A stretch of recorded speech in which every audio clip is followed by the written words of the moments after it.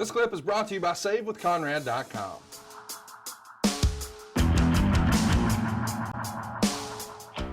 Dismal the Bismal says, is it smart for a wrestler to use his real name as his professional character name?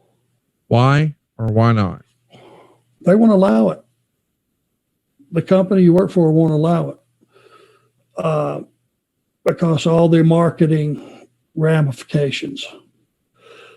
If you own your name and you own your trademark, then all the marketing that you want to do would come to you.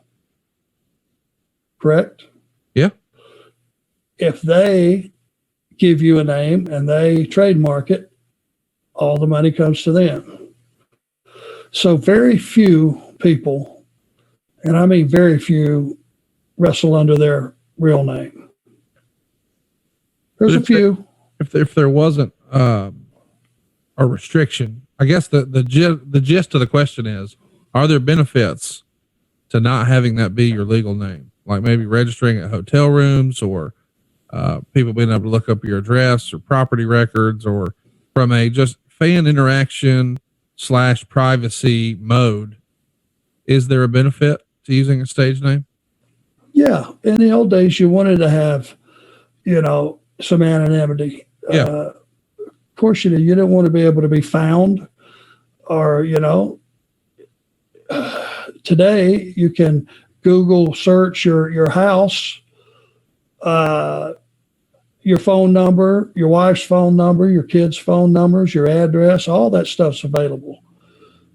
Back then, you would have never dreamed that kind of stuff. That was your only, because you give yourself publicly to the audience under a stage name.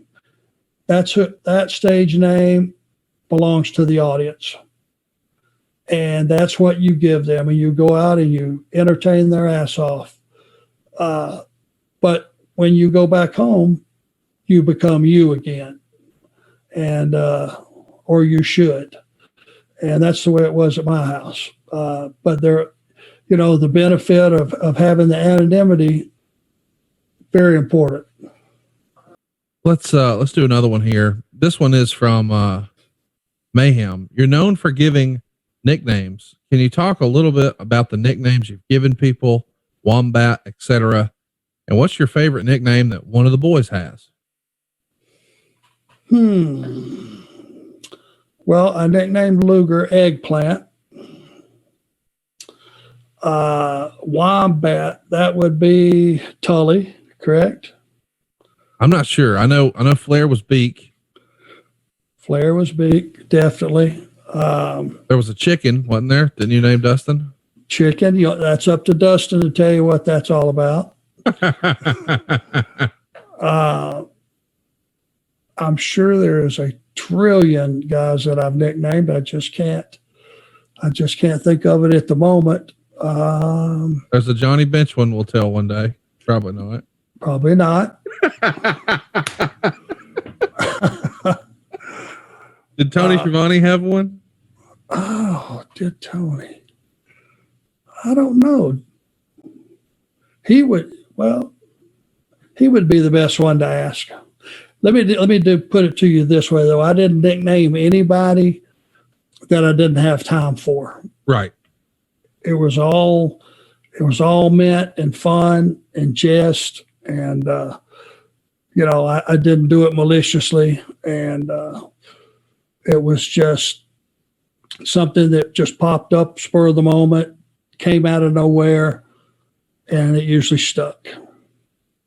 Was it Nikita or Luger you called GQ for a while? That would be Nikita.